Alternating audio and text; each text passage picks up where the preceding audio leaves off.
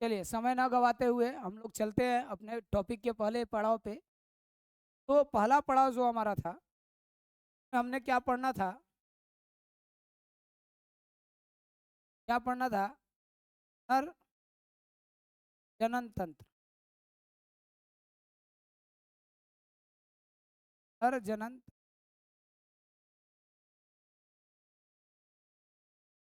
Mail productive male reproductive system. पहले class में क्या पढ़ना है? नर जनन तंत्र अर्थात मेल रिप्रोडक्टिव।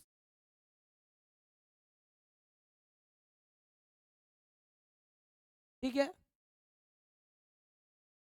चलिए आ जाइए। आप सभी लोग एक बार रिप्लाई दीजिए। आवाज़ आ रही है? सब कुछ क्लियर है? अगर क्लियर है तो चलते हैं नर जनन तंत्र को पढ़ने के लिए। बाबू, नर जनन तंत्र से कुछ क्वेश्चन सीधे सीधे पूछे जाते हैं। सबसे पहले ये पढ़ना है नर जनन तंत्र में आता क्या क्या। तो सबसे पहले नर जनन तंत्र का जो प्राथमिक भाग है, प्राथमिक जनन अंग, जनन अंग। दूसरा बाबू है सहायक जनन, सहायक जनन। क्या हुआ? प्राथमिक जनन अंग कहते हैं प्राइमरी सेक्स ऑर्गन, ऑर्गन। और दूसरा है सहायक जनन, हेल्पिंग सेक्स ऑर्गन।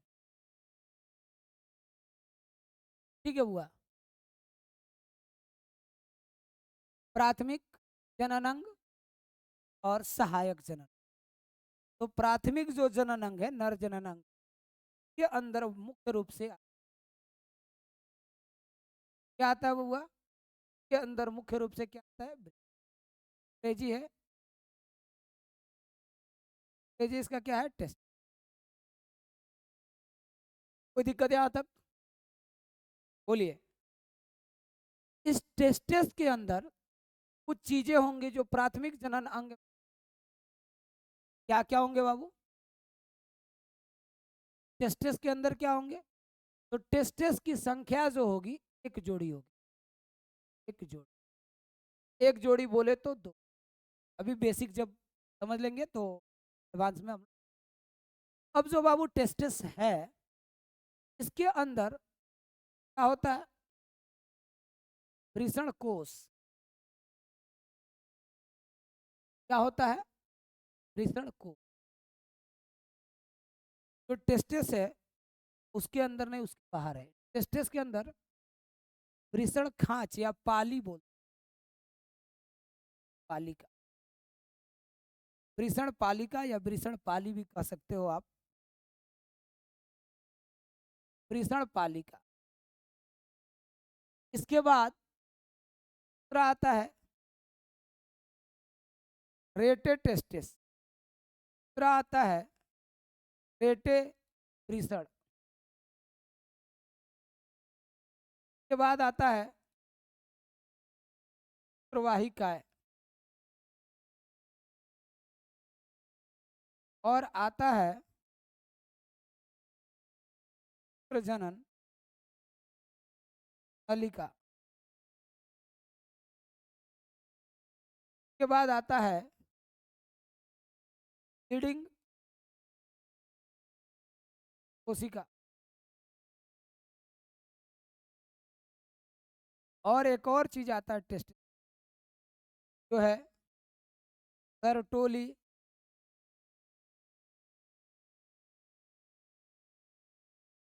ये जो बाबू आते हैं, ये टेस्टिस के अंदर अर्थात वृषण के अंदर। क्या यहाँ तक सबको क्लियर है? अगर आप सभी लाइव जुड़े हैं तो आपका दायित्व बनता है आप एक बार रिप्लाई कि यहाँ तक क्या सभी को क्लियर है सर, आगे आएंगे। अब बाबू जो सहायक जनन अंग के अंदर देखिए क्या होता है। सहायक जनन अंग के अंदर 4 चीजों को रखते हैं। क्या क्या रखते हैं बाबू? एक तो है वृषण कोष, दूसरा है बाबू अधिवृषण, अधिवृषण, तीसरा है ग्रंथिया, ग्रंथि को आगे हम बढ़ा देंगे क्या आता है। इसके बाद आता है, ठीक है बाबू। अब बाबू जब ग्रंथियों में जाएंगे आप तो 3, एक आता है प्रोस्टेट, प्रोस्टेट ग्रंथि, दूसरा आता है, पहला आता है प्रोस्टेट ग्रंथि, पहला कौन आता है?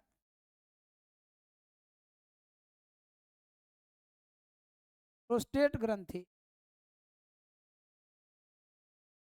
दूसरा आता है शुक्राशय, और 3 नंबर पे क्या आता है? बल्बोयूथरल।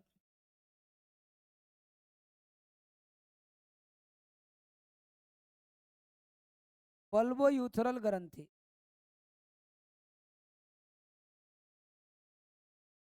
बल्बोयूथरल ग्रंथि। कोई दिक्कत? सुषमा कुमारी सर अब ऑब्जेक्टिव नहीं पढ़ाएंगे? पढ़ाएंगे बाबू, पहले सब्जेक्टिव तो क्लियर कर लो। ऑब्जेक्टिव का जैसे घर को बनाने के लिए पिलर अति आवश्यक है, उसी प्रकार ऑब्जेक्टिव को पढ़ने के लिए सब्जेक्टिव का बड़ा महत्व है। आप क्रैश कोर्स के पैड कोर्स में है, इसीलिए बाबू लोग पैड वालों को ऑब्जेक्टिव और सब्जेक्टिव सब कुछ पढ़ाया जाएगा, और यूट्यूब के ऊपर सिर्फ और सिर्फ कुछ ऑब्जेक्टिव क्वेश्चंस। ठीक है बाबू लोग, तो टेंशन नहीं लेना है, आप सभी रेगुलर क्लास करिए। इतना आपको क्लियर है बाबू? प्राथमिक जनन अंग में सिर्फ वृषण आता है, जबकि सहायक जनन अंग में वृषण कोष, अधिवृषण, ग्रंथि और शीशन। ग्रंथि में कौन कौन सी ग्रंथि? प्रोस्टेट ग्रंथि, शुक्राशय, बल्बोयूथरल ग्रंथि, ये तीनों आते हैं।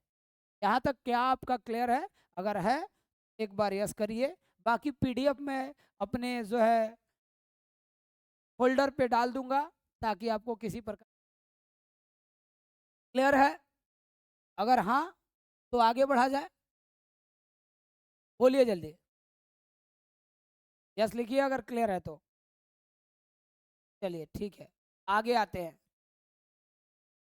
अब बाबू इसके बाद हमें सबसे पहले क्या पढ़ना पड़ेगा बाबू? टेस्टिस। तो टेस्टिस को पढ़ने से पहले 2 चीजें जानिए। पहला कि जो जनन उत्तक हैं वो 3 प्रकार के हैं, या ऐसे जानिए कि जो शरीर का निर्माण होता है वो 3 प्रकार के त्वचा से होता है, इसे हम जनन त्वचा बोलते हैं या जनन उत्तक बोलते हैं। ठीक है, इसमें एक का नाम है एक्टोडर्म, दूसरे का नाम है इक्टोडर्म, दूसरे का नाम है इक्टोडर्म, और तीसरे का नाम है इंडोडर्म। तो जो ये मीजोडर्म है यह किसका निर्माण करता है? नर जनन।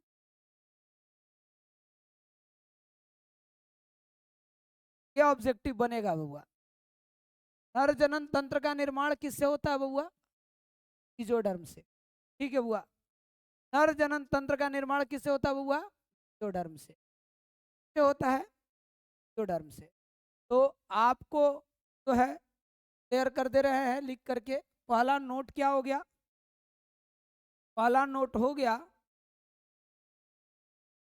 नर जनन तंत्र का निर्माण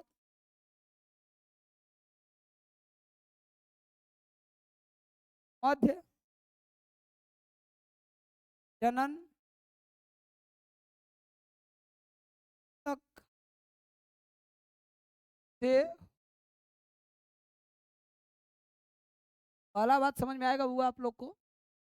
नर जनन तंत्र का निर्माण से होता है बउआ, मध्य जनन तक से होता है। कोई दिक्कत? अब बबुआ नोट नंबर 2 ही कहता है भाई नर जनन तंत्र। नोट 2 ये कहता है, ये सब ऑब्जेक्टिव में आएगा बुआ। नर जनन तंत्र होता कहाँ है, किस भाग में होता है? तो उदर गुहा में, गर्भाशय के अंदर, गर्भाशय में यह उदर गुहा क्षेत्र में पाया जाता है।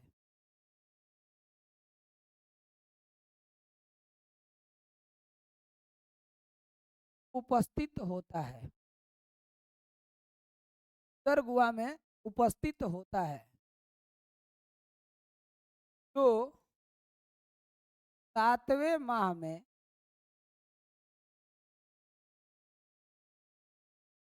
7वें माह में उदर गुहा से श्रोणि क्षेत्र में, पोस्ट में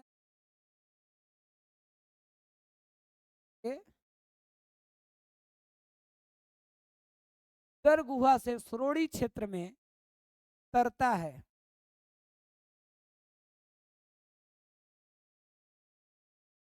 ठीक है बुआ, क्या यहाँ तक आप लोग को समझ आ रही है? बोलिए, अगर हाँ समझ आ रही है तो कोई दिक्कत नहीं होगा। अब बुआ जो श्रोणि क्षेत्र में उतरता है, कभी कभी ऐसा होगा कि न उतरे, हो सकता है ना बुआ? अगर वृषण कोश उदर गुहा से वृषण कोश में नहीं आएगा तो उसको क्या कहेंगे बुआ? अगर मार्क पॉइंट है, अगर अगर वृषण, अगर वृषण उदर गुहा से वृषण कोश में नहीं पहुंचता है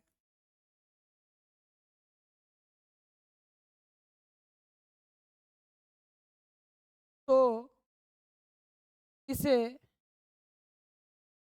इसे वृषण विलुप्तता या इस प्रक्रिया को, क्या कह देंगे? वृषण की गोपनीयता कह देंगे। तो इसे क्या कह देंगे? वृषण गोपनीयता।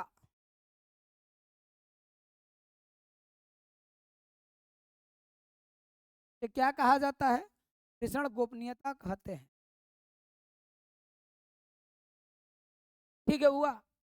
7वें माह में गर्भाशय में यह उदर गुहा के अंदर, गर्भाशय में यह उदर गुहा में, उदर गुहा में उपस्थित होता है। तो 7वें माह में उदर गुहा से, तो 7वें माह में उदर गुहा से,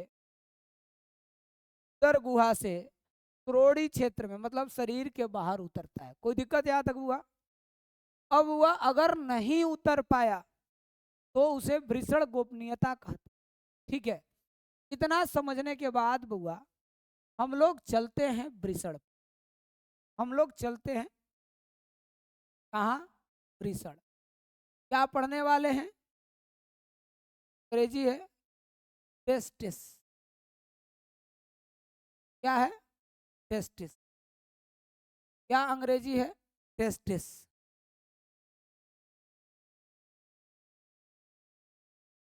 टेस्टिस जो है, ध्यान दीजिएगा, टेस्टिस जो है इसकी संख्या कितनी होती है? टेस्टिस, इसकी संख्या संख्या कितनी होती है बाबू? एक जोड़ी जोड़ी होती है।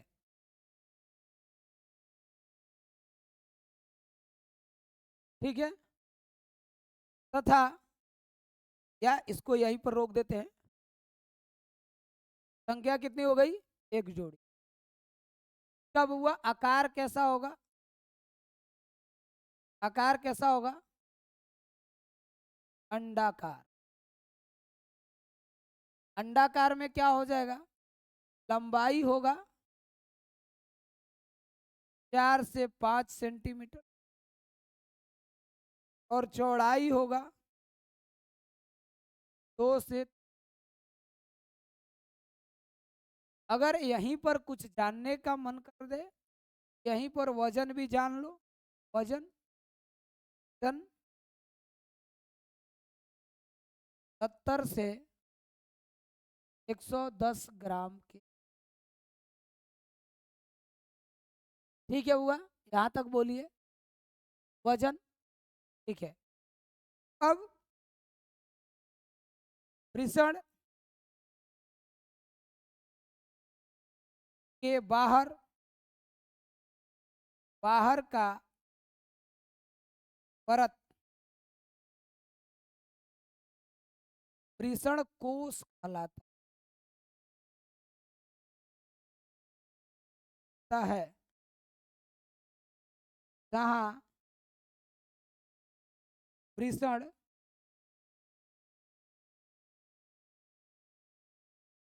उपस्थित हो, जहां वृषण क्या हो गया हुआ? उपस्थित हो गया।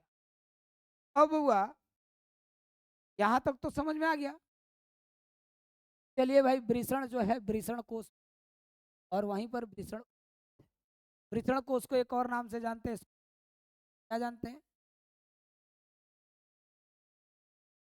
स्कोटम बोलते। ठीक है, अब हुआ बात यह है कि यहां पर क्वेश्चन पूछा जाता है। क्वेश्चन ये है, वृषण शरीर के बाहर क्यों रहता? वृषण शरीर के बाहर क्यों रहता है? तो बुआ को जानने के लिए एक बात समझिए, तो जानने के लिए एक बात समझिएगा बुआ। तो शरीर है ना, शरीर है, आंसर समझिएगा। तो शरीर है बुआ, आंसर क्या समझिएगा? सर ये हुआ कि जो शरीर है, शरीर शरीर का तापमान तापमान 33 डिग्री सेल्सियस का है। इस ताप पर प्राणु का निर्माण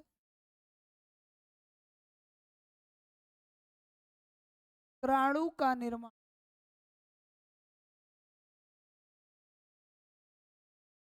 संभव नहीं है,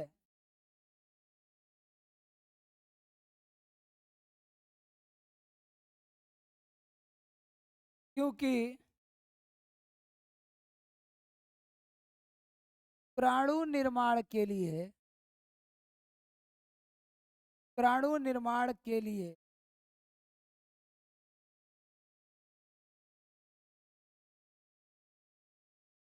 34 से 35 डिग्री सेल्सियस ताप की आवश्यकता होती है।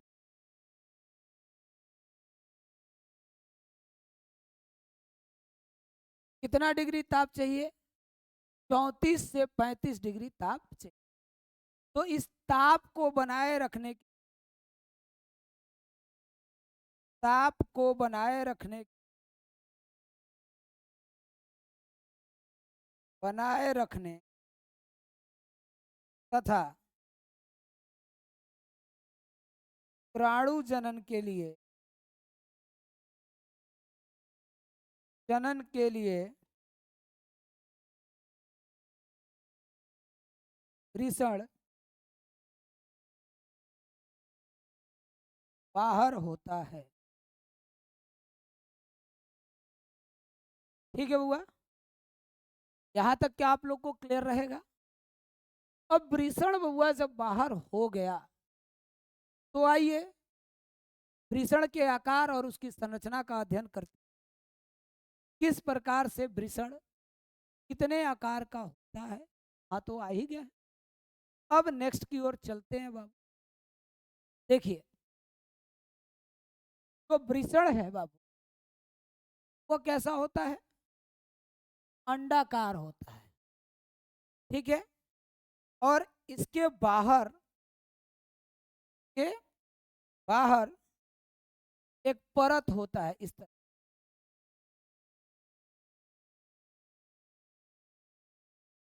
आधा वृषण को घेरे रखता है।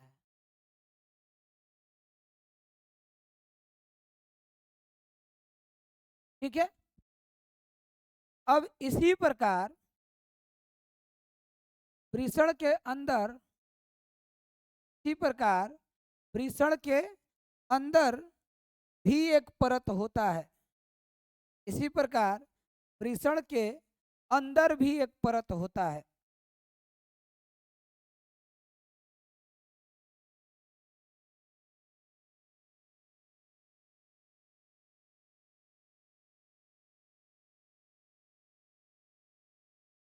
इसी प्रकार वृषण के अंदर भी एक परत हो, ध्यान दीजिएगा, वृषण के अंदर भी एक परत।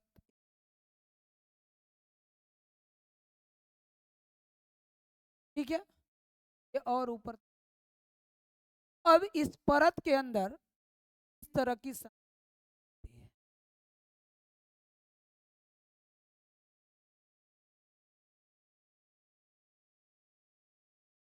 ठीक है, और ये संरचना जो होता है इसके बाहरी परत को,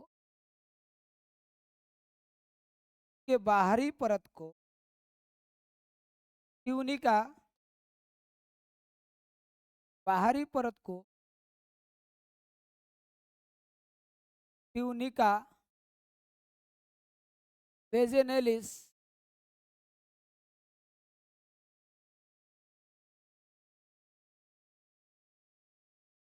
ट्यूनिका वेजेनेलिस कहते हैं।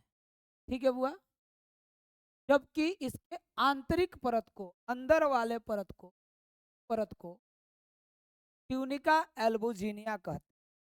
क्या कहते हैं? Tunica albuginea.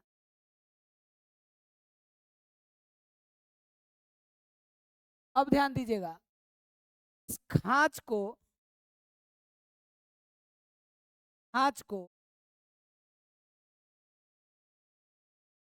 वृषण पालिका कहते, वृषण पालिका।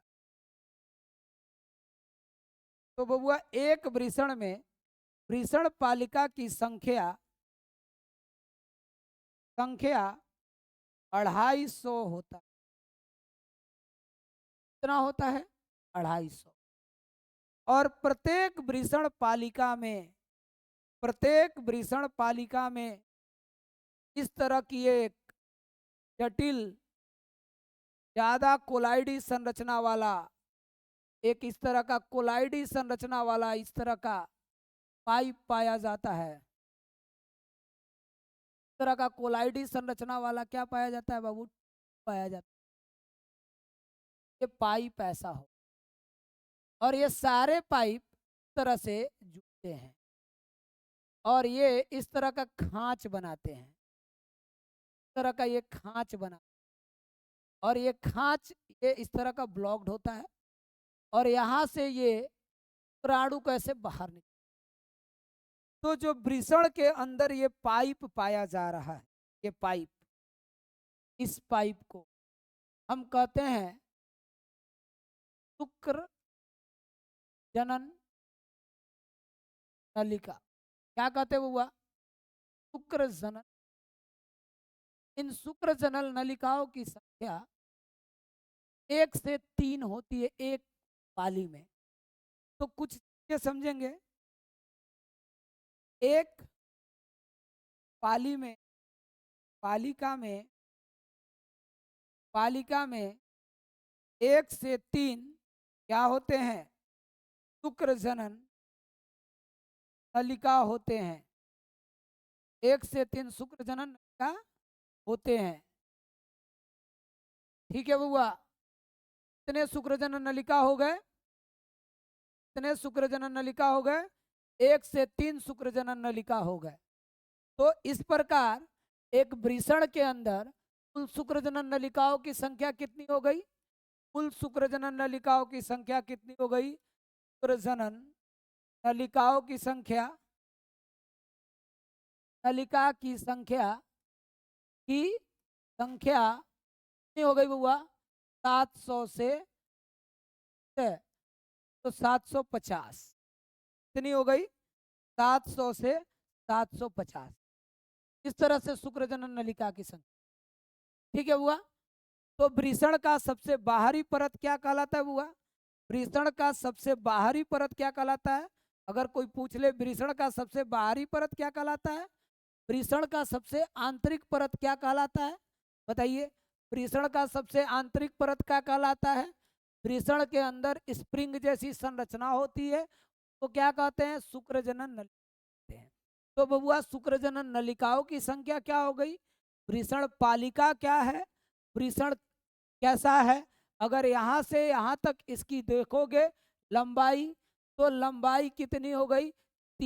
4 से 5 सेंटीमीटर। लंबाई कितनी हो गई? 4 से 5 सेंटीमीटर।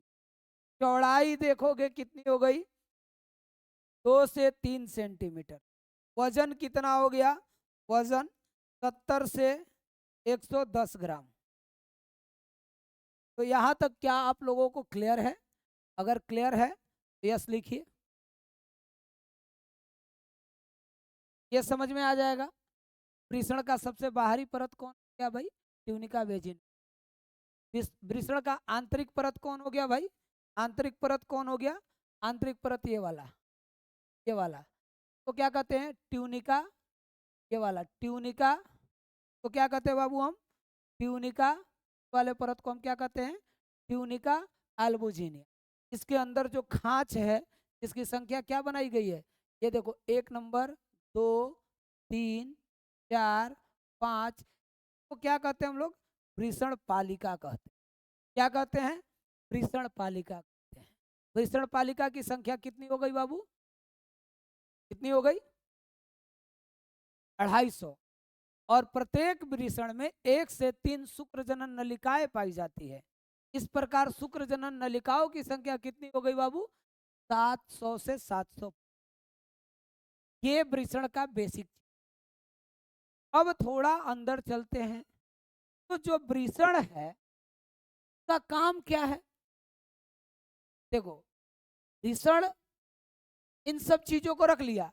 इस वाले भाग को क्या कहते हैं बुआ? ये वाला जो भाग है, ये वाला जो भाग है, ये इस भाग को हम लोग क्या कहते हैं? रेटे। क्या कहते हैं? रेटे वृषण कहते हैं। क्या कहते हैं? रेटे वृषण। इस वाले भाग को हम लोग क्या कहते हैं? रेटे वृषण। क्या कहते हैं? रेटे वृषण।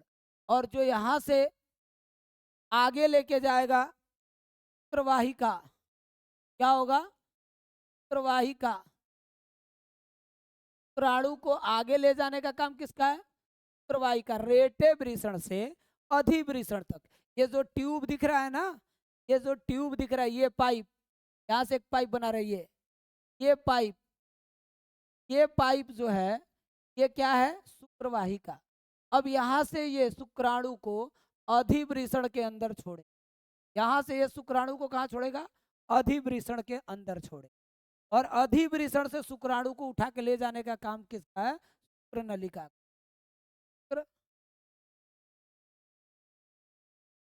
और ये वाला क्या हो जाएगा? अधिवृषण। लेकिन ये तो अभी पढ़ना नहीं है, अभी तो वृषण के ऊपर फोकस कर रहे हैं। तो यहां तक क्लियर अगर हो जाए तो आगे बढ़े, आगे बढ़े। देखिए बहुत बहुत धन्यवाद। आगे चलते हैं। देखिएगा जो शुक्रवाहिकाएं हैं या जो शुक्र जनन नलिकाएं हैं, जनन नलिका, शुक्र जनन नलिका जो है इसका काम क्या है? शुक्र जनन नलिका यह शुक्राणु का निर्माण करती हैं। शुक्राणु का निर्माण,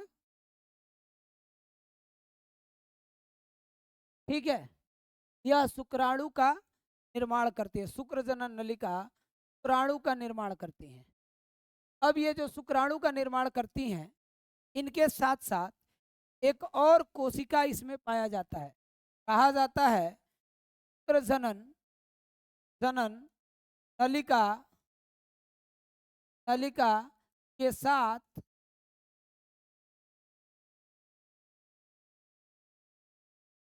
अंतरा नलिका अवकाश,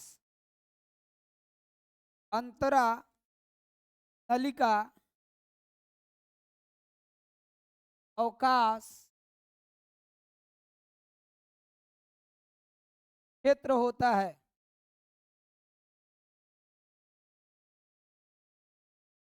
जहां अंतरा नलिका कोशिका होती हैं, कोशिका होती है।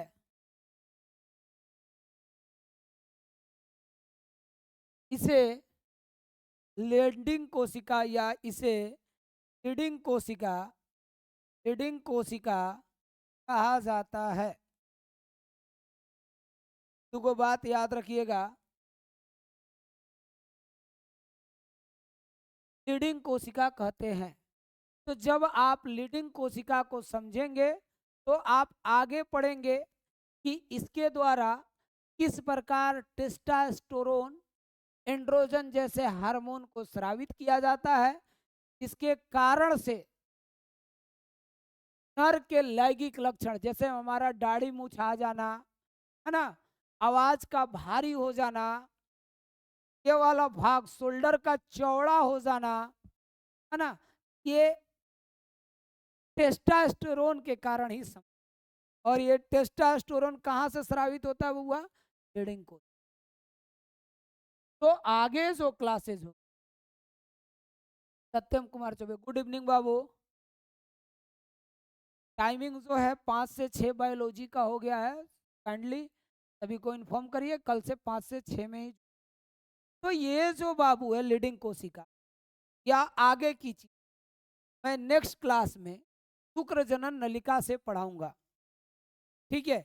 यहां तक रोक करके मैं आज के लिए इतना क्वेश्चन करा रहा हूं कि शुक्र जनन नलिका तक ही कराया जाए और कल से शुक्र जनन नलिका को शुरुआत किया जाए। एक बार रिवर्स बैक में चलते हैं और पूरा का पूरा एक बार समझ लेते हैं अच्छे से ताकि क्लियर हो जाए। देखिए ये पार्ट्स होते हैं, ठीक है, ये पार्ट्स होते हैं। प्राथमिक जनन अंग में वृषण आता है और सहायक जनन अंग में वृषण कोष, अधिवृषण ग्रंथि और शीसन आते हैं।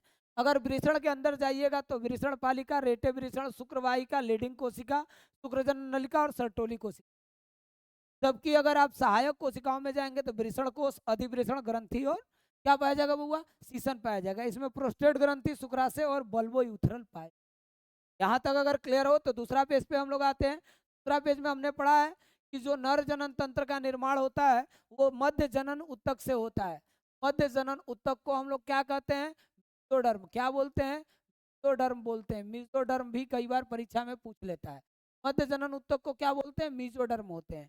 गर्भाशय में जो वृषण है, गर्भाशय में जो वृषण है, गर्भाशय में यहाँ पर वृषण कर सकते हैं। गर्भाशय में वृषण, गर्भाशय में वृषण, वृषण जो है उत्तर गुहा में उपस्थित होता है। जो शिशु के विकास के किस माह में, 7वें माह में उदर गुहा से श्रोणि क्षेत्र माने शरीर के बाहर उतर जाता है। अगर मान लो किसी कारण से वृषण उदर गुहा से वृषण कोश ही उतरा तो ऐसी स्थिति को वृषण गोपनीयता कहते हैं। ठीक है, अगर अब आ जाओ आगे, कह रहे हैं कि जो वृषण है इसकी संख्या कितनी होती है, एक जोड़ी होती है और इसका आकार 4 से 5 सेंटीमीटर लंबा और 2 से 3 सेंटीमीटर चौड़ा होता है। इसका वजन 70 से 110 ग्राम के बीच होता है। वृषण के बाहर का परत वृषण कोश कहलाता है, जहां वृषण क्या होता है, उपस्थित होता है। सबसे बाहरी कह सकते हो, यहाँ क्या कह सकते हो, सबसे बाहरी, सबसे बाहरी, सबसे बाहर का परत वृषण कोश होता है। वृषण शरीर के बाहर क्यों रहता है, ये क्वेश्चन बार बार पूछा जाता है आपसे। वृषण शरीर के बाहर क्यों रहता है, क्या कहेंगे, शरीर का तापमान कितना डिग्री सेल्सियस होता है बुआ, 37 डिग्री सेल्सियस होता है। इस ताप पर शुक्राणु का निर्माण संभव नहीं है।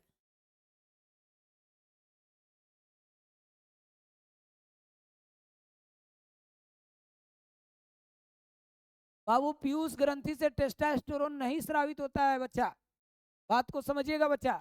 पीयूष ग्रंथि द्वारा एक हार्मोन स्रावित किया जाता है बच्चा, जिसका नाम है एफएसएच, फॉलिकल स्टिमुलेटिंग हार्मोन। और उसके द्वारा एक और हार्मोन स्रावित किया जाता है बच्चा, जिसको बोलते हैं एलएच हार्मोन। ठीक है, ल्यूटिनाइजिंग हार्मोन। तो बबुआ फॉलिकल स्टिमुलेटिंग हार्मोन और ल्यूटिनाइजिंग हार्मोन ये दोनों आकर के शुक्र जनन नलिका को शुक्राणु निर्माण के लिए उत्प्रेरित करते हैं और उसी समय लिंडिंग कोशिका जो है टेस्टोस्टेरोन। सत्यम बाबू, अगर आगे हम पढ़ेंगे ना तो इसके बारे में डिटेल से समझेंगे, ठीक है ना बाबू। इसलिए याद रखिएगा कि पीयूष ग्रंथि कभी भी टेस्टोस्टेरोन का स्राव नहीं करेगा। जब भी टेस्टोस्टेरोन का स्राव होगा वो लीडिंग कोशिका, ठीक है बुआ। टेस्टोस्टेरोन का स्राव के लिए हम क्या कहेंगे, लिंडिंग कोशिका। और पीयूष ग्रंथि से कौन सा हार्मोन हुआ, FSH hormone, follicle stimulating hormone. आगे आएंगे तो एक डायग्राम आपको बताएंगे जिससे क्लियर हो जाएगा, डाउट नहीं। कहाँ तक क्लियर हुआ, कह रहा है कि शरीर का तापमान 37 डिग्री सेल्सियस होता है। इस ताप पर शुक्राणु का निर्माण संभव नहीं, क्योंकि शुक्राणु निर्माण के लिए कितना, 34 से कितना, क्योंकि शुक्राणु निर्माण के लिए 34 से शुक्राणु निर्माण के लिए 34 से 35 डिग्री ताप चाहिए। इस ताप को बनाए रखने के लिए तथा शुक्राणु जनन के लिए वृषण को कहाँ रहना पड़ता है, बाहर रहना पड़ता है। तो कितना डिग्री कम हो गया बउआ, कितना डिग्री कम हो गया, 2 से 2.5 डिग्री कम हो गया। ये 2 से 2.5 डिग्री सेल्सियस के लिए ही वृषण बाहर होता है।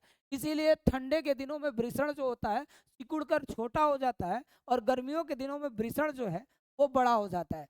सिकुड़ता इसलिए कि शरीर के नजदीक पहुंच जाएगा और शरीर के नजदीक पहुंचेगा तो उसको गर्मी मिलेगी और वृषण में शुक्राणु का निर्माण होगा। अगर गर्मी है तो ऐसी स्थिति में वृषण फैलकर थोड़ा नीचे खसक जाता है, ताकि क्या हो जाए कि ऐसी स्थिति में शुक्राणु का निर्माण अच्छे से कर सके। कोई दिक्कत यहां तक बाबू। अब अंतिम लेक्चर में चल रहे हैं, संरचना के साथ चीजों को बता दे रहे हैं। देखिए ये जो सबसे बाहरी परत होता है इसको ट्यूनिका वेजिनेलिस कहते हैं, और इसके अंदर जो ये खांच वाला परत है ये ट्यूनिका एल्बुजिनिया है। ट्यूनिका एल्बुजिनिया अंदर धस जाता है और धस करके खांच का निर्माण करता है, जिसे वृषण पालिका कहते हैं। और वृषण पालिका की संख्या एक वृषण में कितनी होती है बउआ, 250 तक। प्रत्येक वृषण पालिका में काफी कुंडलित संरचना वाला एक ट्यूब पाया जाता है, जिसे हम कहते हैं शुक्र जनन। क्या कहते हैं, शुक्र जनन नलिका। ये शुक्र जनन नलिकाओं की संख्या एक खांच में, एक पाली में 1 से 3 हो सकता है। इस प्रकार बबुआ शुक्र जनन नलिकाओं की संख्या कुल कितनी हो जाएगी बबुआ, 7। अब शुक्र जनन नलिकाएं जहां जुड़ती हैं उन्हें रेटे वृषण कहते हैं, और इनको शुक्राणु को ले जाने वाले को क्या कहते हैं, प्रवाहिका। जबकि शुक्राणु को बाहर की ओर ले जाने वाली नलिका। Good evening, good evening. ठीक है, कल से बाबू 5 बजे जुड़ना है बाबू। आज तो पढ़ा दिए, वीडियो देख लीजिएगा, ठीक है, क्योंकि मैथ के साथ बायोलॉजी का क्लास कर जा रहा था, इसलिए मजबूरीवश हम लोगों को 5 बजे आना पड़ा। यहाँ तक क्लियर हो गया होगा बाबू आप लोगों को, ठीक है। और इसकी वजह से हम लोगों को नेक्स्ट चीजें चलना है। नेक्स्ट जो आज लास्ट चले हैं, कल से ये पढ़ाएंगे शुक्र जनन नली, कल से पढ़ाएंगे शुक्र जनन। कहने का मतलब है कि शुक्राणु का निर्माण जो करती है, कौन करता है? शुक्र। शुक्र जनन नलिका के साथ अंतरा नली अवकाश क्षेत्र होता है, जहां पर अंतरा नलिका कोशिका होती है। इसे हम क्या कहते हैं बउआ? लीडिंग कोशिका कहते हैं। इसी लीडिंग कोशिका के अंदर या इसी लीडिंग कोशिका के अंदर टेस्टास्टेरोन या एंड्रोजन हार्मोन का स्राव किया जाता है। इसे पुंजन हार्मोन भी कहा जाता है। और यही पुंजन हार्मोन नर को नर की तरह ट्रीट करने के, मतलब दाढ़ी मोछाना, आवाज का भारी होना, कंधे का चौड़ा होना, ये नर के गुणों को दिखाता है। और यही नर के गुण टेस्टोस्टेरोन। तो आज के लिए इतना ही रहेगा। कल से आते हैं शुक्र जनन नलिका के साथ। धन्यवाद, बाय बाय। जुड़े रहिए नेक्स्ट क्लास के लिए।